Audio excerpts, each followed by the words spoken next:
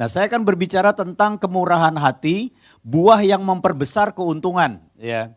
Nah, Saudara, ternyata kemurahan hati itu memperbesar keuntungan kita di hadapan Tuhan. Wah, untungnya apa tuh, Pak? Biasanya kita kan pengen cepat langsung, untungnya apa? Benefitnya apa gitu ya kan?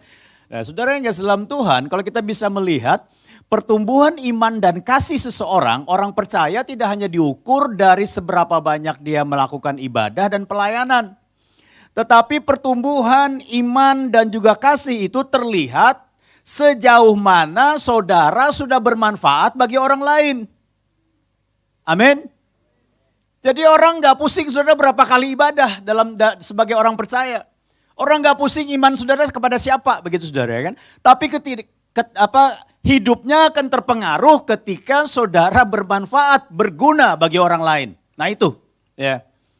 Karena apa? Karena orang bukan hanya mendengar apa yang kita katakan, tetapi orang melihat dan merasakan apa yang kita lakukan. Setuju nggak saudara? Sampai di sini setuju, kita sepakat, kita akan lanjut lagi. Nah saudara yang kasih dalam Tuhan, makanya di dalam surat kepada jemaat di Efesus, Paulus menulis begini, saya mengutip cuma 2 ayat saja, tetapi kalau saudara bisa pelajari pasal 4 itu secara keseluruhan sampai habis saudara akan menemukan di situ bagaimana Paulus memberikan contoh-contoh praktis orang-orang yang bukan hanya bertumbuh dalam iman dan kasih secara pengetahuan, tetapi mereka bertumbuh dalam iman dan kasih di dalam perbuatan. Nah ini, di dalam Efesus 4 ayat 28 sampai dengan 29 dikatakan begini, orang yang mencuri janganlah ia mencuri lagi. Berarti apa saudara? Dia bertumbuh di dalam melalui pertobatannya. Ada gerak maju dari tadinya mencuri sekarang berhenti mencuri. Ya kan? Tetapi baiklah ia bekerja keras. Artinya apa saudara? Kenapa dia mencuri? Karena dia malas, tidak punya income, lalu melirik barang orang lain, orangnya lengah, dicuri. Bang Napi bilang apa saudara? Kejahatan terjadi karena 2 hal. Yang pertama, kesempatan. Yang kedua, niat si pelaku. Waspadalah, begitu saudara ya kan? Udah lama banget ya. Nah saudara yang kasih dalam Tuhan, dia lihat orang lengah, dia curi. Nah saudara kalau kita bisa melihat di sini, tetapi dikatakan dia bukan hanya berhenti mencuri, tetapi dia bekerja keras, bukan bekerja asal-asalan. Bekerja keras dan melakukan pekerjaan yang baik dengan tangannya sendiri supaya ia dapat apa? Membagikan sesuatu kepada orang yang berkekurangan. Tadi ngambil milik orang, sekarang ketika dia masuk salah satu home di MCC Sleepy, dia sadar, dia bertobat. Karena di home orang-orang semua memperhatikan dia dan selalu mendoakan dia, dan di home itu dia mendapatkan firman Tuhan yang praktis, aplikatif, mantap, tajam, terpercaya. Kan? Sehingga dia bertobat, dia gak mau mencuri lagi. Makanya di home kalau tas-tas terbuka pun aman. Harusnya begitu. Saya kemarin masuk ke Sumba, saudara, meresmikan salah satu gedung gereja di Sumba Timur ya.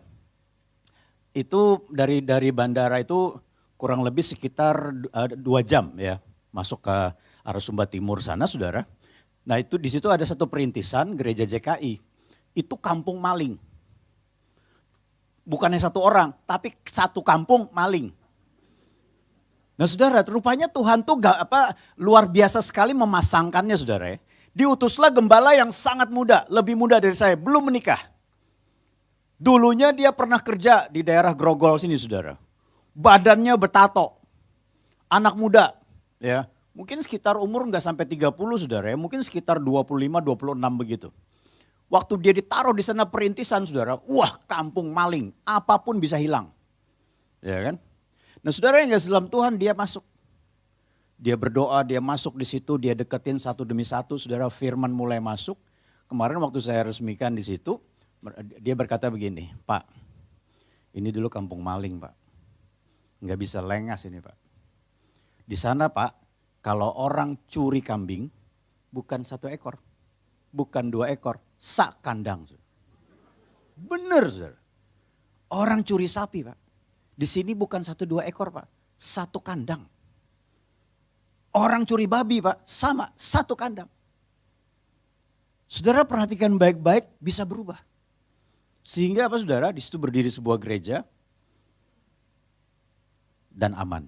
Saya bilang waktu selesai pembangunan, kamu taruh kursi di situ, genset di situ, kan kita kirim genset juga saudara. Saya bilang genset nggak apa-apa. Oh nggak apa-apa Pak, aman Pak. Bener. Itu gerejanya tuh di tengah-tengah padang begitu saudara, terbuka begitu ya. Pemandangannya bagus sekali. Ya. Nah, saudara yang kasih dalam Tuhan, nggak apa-apa Pak, aman Pak. Oh ya, puji Tuhan. Berarti apa saudara? Injil yang sesungguhnya pasti bisa merubah orang. Orangnya juga harus mau berubah. Amin. Nah saudara yang kasih dalam Tuhan artinya apa? Dia bekerja keras dan melakukan pekerjaan yang baik dengan tangannya sendiri supaya dapat membagikan sesuatu apa kepada orang yang berkekurangan. Ternyata mencuri itu bukan hanya roh yang ditengking, tetapi harus dikalahkan dengan apa saudara? Bekerja keras. Amin. Dan berbagi. Kalau dia cuma berhenti saja mencuri, perlu dicurigai. Jangan-jangan time out. Tahu time out? Masa jeda. Kalau dia ada kesempatan, kumat lagi. Saudara ya kan? Nah saudara yang kasih dalam Tuhan, terus ayat 29 dikatakan, janganlah ada perkataan kotor keluar dari mulutmu, tetapi pakailah perkataan yang baik untuk membangun, di mana perlu supaya mereka yang mendengarnya beroleh kasih karunia. Tadinya suka ngomong kotor, ngomong jorok, kalau latah semua yang tersembunyi disebut. Iya kan? Ada di sini yang punya kebiasaan latah seperti itu, yang tersembunyi, yang rahasia, yang tidak sedap didengar. Disebut semua karena apa? Latah.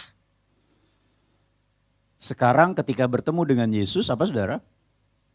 Tetapi pakailah perkataan yang baik, bukan hanya berhenti ngomong kotor. Pakailah perkataan yang baik untuk membangun di mana perlu supaya apa?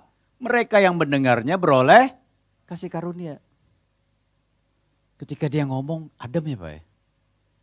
Ketika dia ngomong ini orangnya memberikan pencerahan. Apalagi setelah dia ngomong, dia memberi, wah lebih adem lagi Pak. Ya, kan ayat di atasnya kan tadi begitu kan saudara, ya kan? Iya kan? Kalau dikombinasi kan bagus saudara ya kan? Lebih adem lagi, yang sepakat katakan amin. Lakukanlah itu dalam nama Yesus. Amin saudara? Baik, kita lanjutkan lagi. Nah saudara, dalam dampak perubahan hidup yang terjadi bukan hanya dirasakan secara pribadi, tetapi perlunya dinikmati oleh sesama. Nah saudara yang kasih dalam Tuhan, Paulus banyak berbicara tentang hal ini saudara. Nah dalam surat kepada jemaat di Filipi, Paulus menyoroti apa yang dilakukan jemaat di sana saudara. Di dalam segala keadaan yang mereka alami, mereka mendukung Paulus dan pekerjaan misinya. Nah kita akan lihat bersama-sama di dalam Filipi pasal yang keempat ya. Filipi pasal yang keempat kita akan lihat bersama-sama ayat 10, 11 dan 14. Saya akan bacakan sampai ayat 18 saudara ya kan. Ayat 10 dikatakan begini, aku sangat bersukacita dalam Tuhan bahwa akhirnya pikiranmu dan perasaanmu bertumbuh kembali untuk aku. Memang selalu ada perhatianmu tetapi tidak ada kesempatan bagimu. Wah luar biasa sekali. Nanti kita akan lihat latar belakang jemaat Filipi. Kukatakan ini bukanlah karena kekurangan sebab aku telah belajar mencukupkan diri dalam segala keadaan. Namun baik juga perbuatanmu bahwa kamu telah mengambil bagian dalam kesusahanku.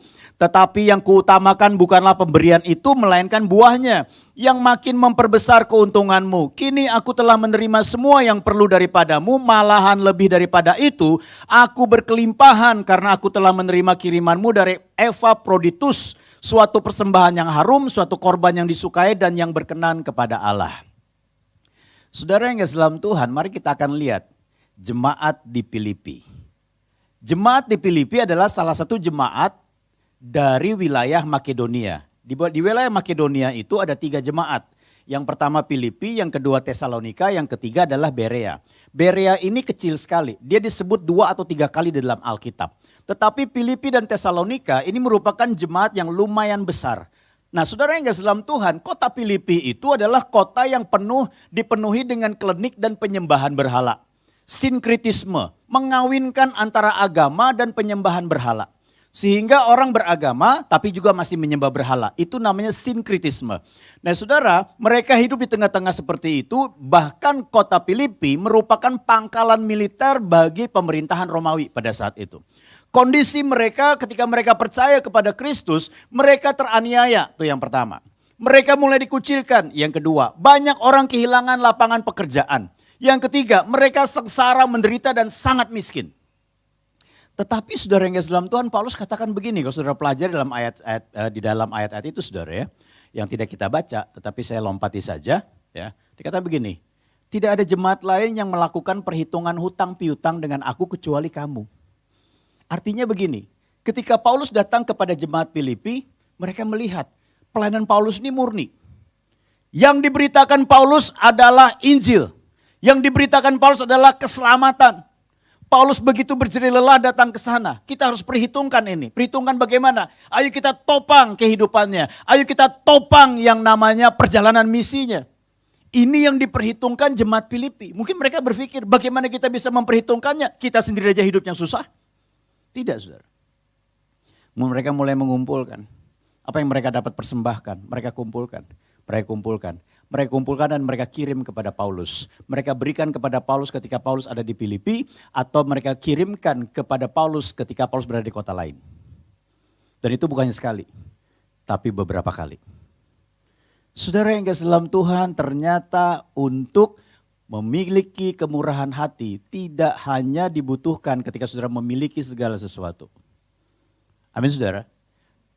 Tuhan membawa kita ke dalam sebuah perjalanan itu bukan berdasarkan apa yang kita miliki saja. Tetapi kalaupun hari ini engkau berkata, aku enggak punya apa-apa Tuhan. Tuhan tetap mau bawa saudara berjalan bersama dengan dia. Katakan amin. Ada saja cara Tuhan untuk membawa kita berjalan untuk mentaati firman-Nya. Jangan takut. Nah saudara yang dalam Tuhan, tentunya sikap Rasul Paulus terhadap kelimpahan, kekurangan serta apa yang diperbuat oleh jemaat Filipi sangat relevan sampai hari ini di dalam kehidupan orang percaya saudara. Nah mari kita akan lihat ada dua teladan dari jemaat Filipi yang bisa kita pelajari baik-baik hari ini. Mari kita lihat bersama-sama. Yang pertama adalah mereka bertumbuh dalam kasih. Walaupun mereka berada dalam keterjepitan, kesengsaraan, penderitaan, penolakan, bahkan mereka miskin secara ekonomi saudara. Mereka hanya bisa menyambung hidup dari hari ke hari mungkin dalam pekerjaan-pekerjaan yang sederhana. Tetapi mereka bertumbuh dalam kasih. Dalam ayat 10 dikatakan, aku sangat bersuka cita dalam Tuhan. Perhatikan baik-baik saudara, Paulus bersuka cita itu bukan karena melihat jemaat Filipi, wah sudah berkelimpahan hidupnya. Enggak saudara. Dia bersuka cita dalam Tuhan bahwa akhirnya pikiranmu dan perasaanmu bertumbuh kembali untuk aku. Memang selalu ada perhatianmu tetapi tidak ada kesempatan bagimu. Artinya apa? Artinya mereka ini mikirin. Saudara. Saya menulis begini saudara. Kasih yang sejati selalu membawa seseorang mampu memikirkan dan merasakan kebutuhan orang lain melampaui sikap mementingkan diri sendiri. Setuju gak saudara? Kalau saudara bicara kasih, kalau saudara bicara dan menyanyikan lagu tentang kasih, hanya sampai di situ saja, tidak pernah saudara merasakan, memikirkan, dan juga memperhatikan kebutuhan sesama. Saya mau katakan, kasihmu hanya wacana. Setuju nggak? Saudara pelajari dalam Alkitab, kasih selalu berbicara tentang tindakan. Bukan perasaan melankolis. Bukan hanya pujian penyembahan yang mendayu-dayu begitu saja. Enggak. Amin. Nah, saudara kalau kita bisa melihat selayaknya firman Tuhan yang datang di dalam hidup kita membuka pikiran kita. Dan kasih Tuhan yang kita terima dan rasakan selayaknya menggugah perasaan kasih terhadap sesama dalam bentuk tindakan nyata. Bukan hanya sekedar melihat orang memiliki kebutuhan lalu berkata, oh kasihan ya. Kenapa saudara enggak bertindak? Sekecil apapun tindakan kita, saya percaya itu sangat berharga ketika orang sangat membutuhkan. Amin. Mungkin ada orang-orang yang enggak butuh materi saudara, enggak.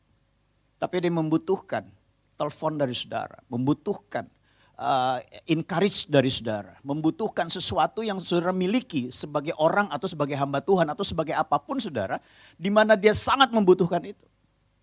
Bertumbuh dalam kasih. Saudara yang kasih dalam Tuhan, Filipi 4 ayat 14 dikatakan begini, namun baik juga perbuatanmu bahwa kamu telah mengambil bagian dalam kesusahanku. Artinya apa? Paulus berkata, aku mengerti benar, bagiku bukan perkara yang aneh tentang kemiskinan dan kekayaan. Bagiku kelimpahan dan kekurangan itu sudah bukan jadi masalah. Tetapi dikatakan begini, namun baik juga perbuatanmu bahwa kamu telah mengambil bagian dalam kesusahanku. Paulus tidak berkeluh kesah di hadapan jemaat Filipi, tetapi jemaat Filipi memikirkan kesusahan Paulus. Nah, ini kasih. Amin. Setuju, saudara? Kayaknya agak berat amin ini. Udah mulai masuk masalah-masalah ini. Ya. Nggak apa-apa, saudara. Ya.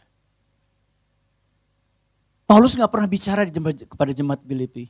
Jemaat Filipi yang terkasih. 2 minggu lagi dari tempat ini saya akan berjalan menuju ke Roma.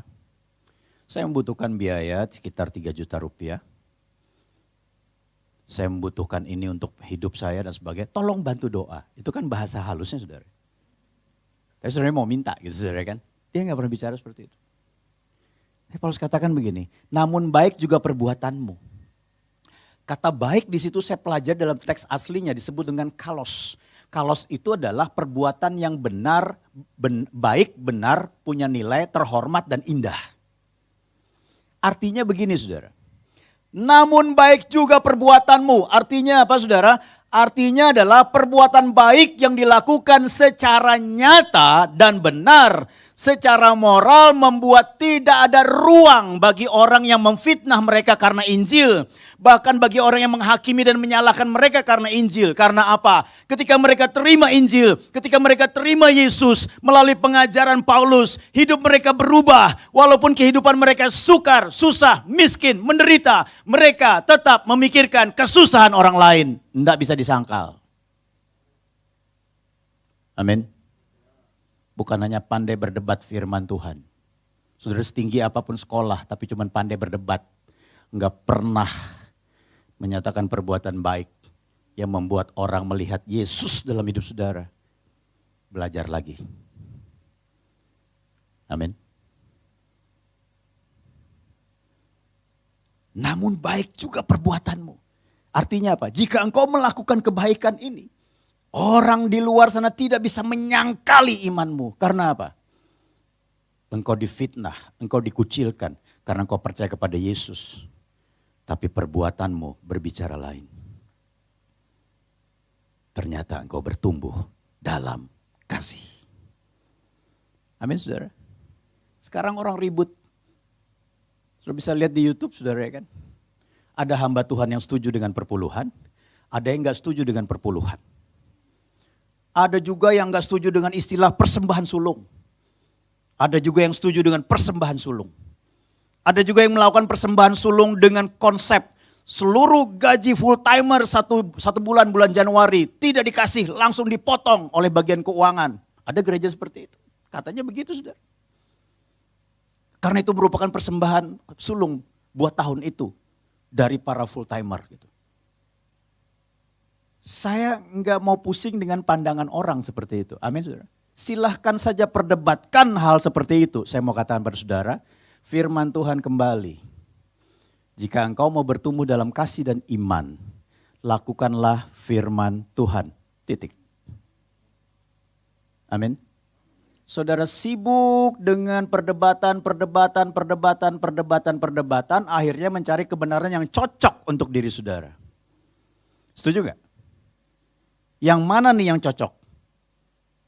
Syukur-syukur yang cocok sesuai dengan firman Tuhan. Amin. Bagi saya nggak pusing, ada orang yang nggak setuju dengan perpuluhannya, silahkan dengan pengertianmu sendiri. Ada yang berkata dari 30 tahun yang lalu perpuluhan sudah tidak relevan dengan gereja. Siapa bilang?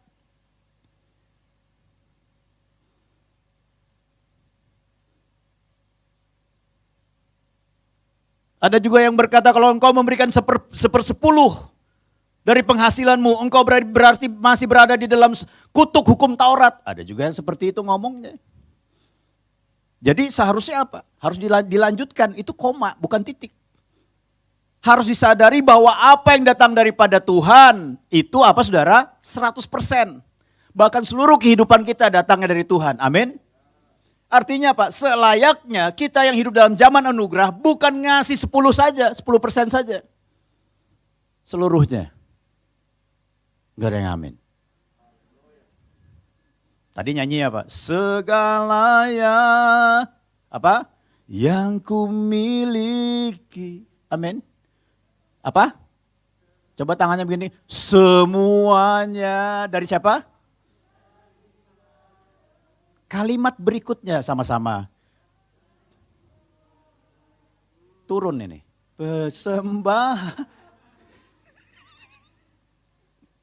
Terus persembahanku yang terbaik loh. Ya kan?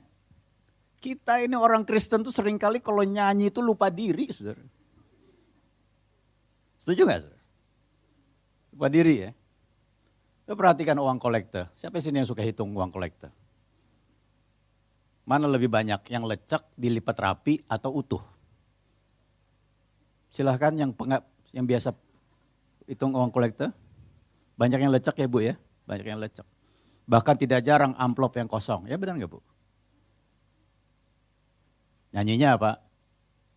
Yang terbaik. Apa? Hanya bagimu. Mari kita memberikan persembahan. Kayak gini. Carinya apa? Yang paling kecil. Tadi yang lapisan mana nih yang paling kecil? Udah dapat set. Langsung masukin. Ya kan? Pernah kejadian di gereja. Kalau dulu kan gereja Pentakosta, saudara ya kan. Kayu kan tempat duduknya. Yang muat 6 orang ya Pak Herbert ya. Dari Jati gitu.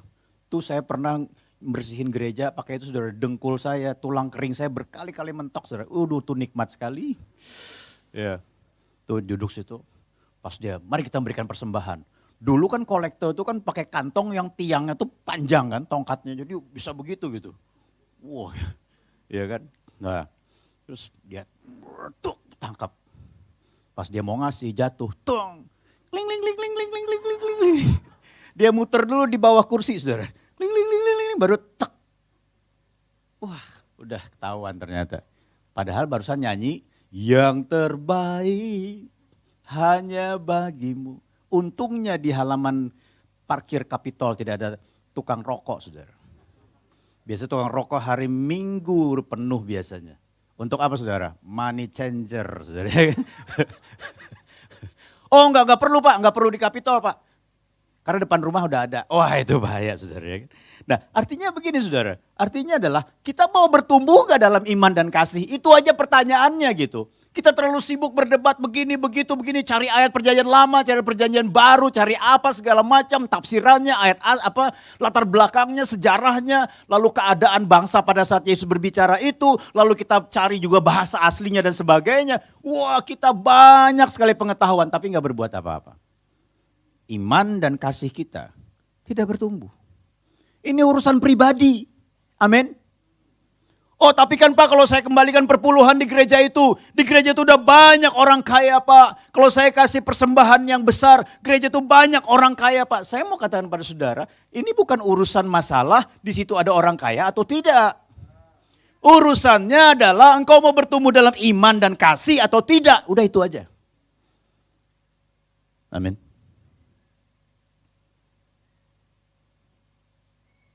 Hari ini kita akan melakukan penaburan khusus awal tahun. Kita ditantang semua untuk mau bertumbuh dalam iman dan kasih atau tidak. Atau sibuk dengar omongan orang yang sampai hari ini masih debatable. Itu urusan kita pribadi dengan Tuhan. Amin saudara.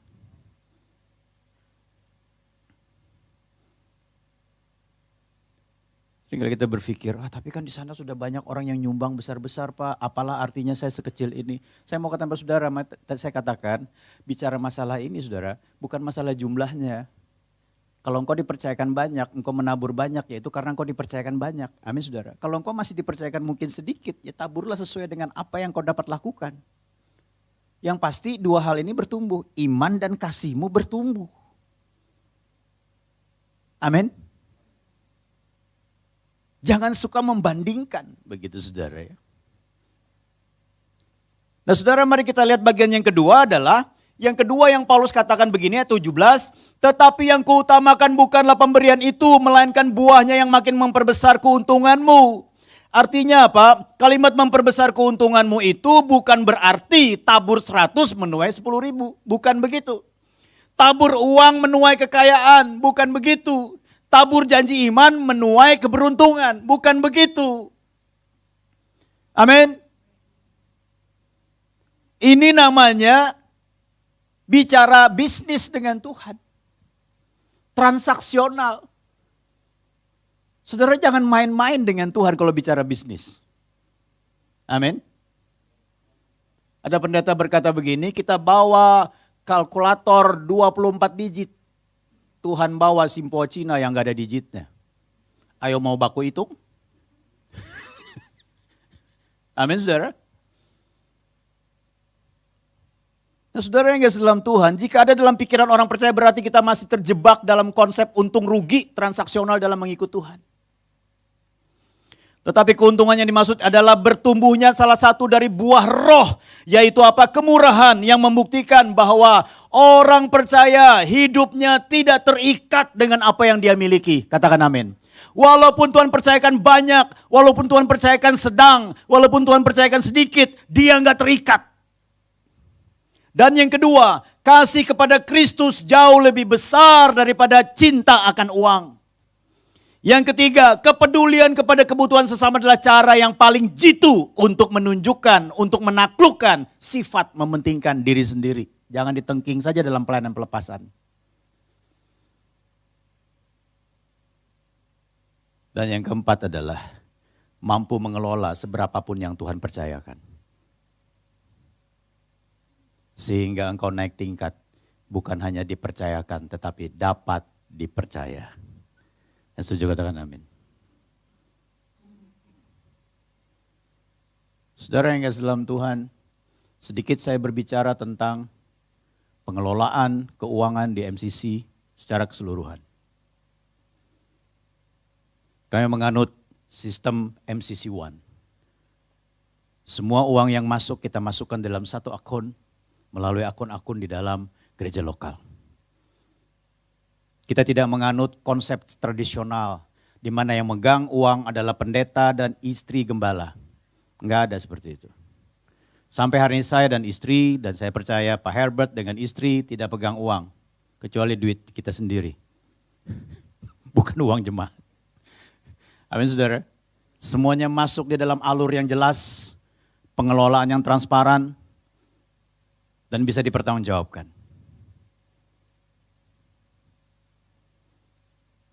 Dan selama saya membangun dan juga merintis bahkan sampai hari ini MCC, berkali-kali kami sudah melakukan penaburan awal tahun.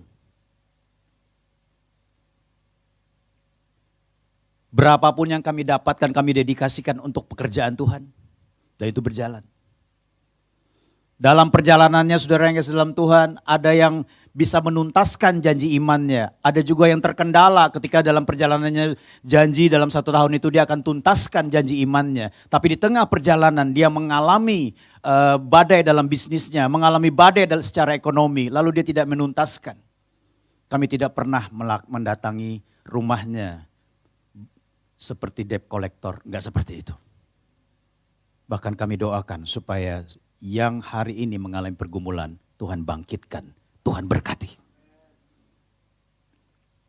Dan saudara bisa melihat, sampai hari ini MCC tetap eksis dan berjalan. Itu karena Tuhan ada di dalamnya.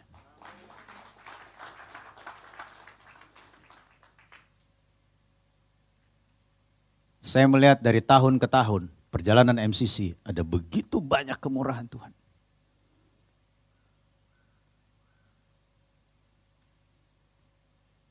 Ada berkat Tuhan yang begitu luar biasa.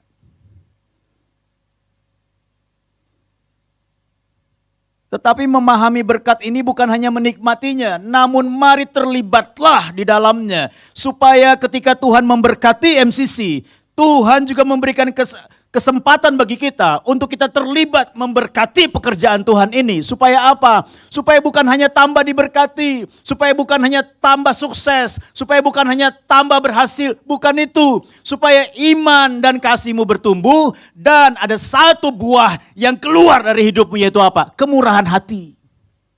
Orang yang murah hatinya akan mendapat kemurahan, dikatakan dalam Matius 5 ayat 7. Tetapi saya mau katakan, orang yang murah hati adalah orang yang dapat dipercaya mengelola berkat Tuhan. Saudara yang kasih dalam Tuhan, 3 menit terakhir saya akan bicara tentang satu keluarga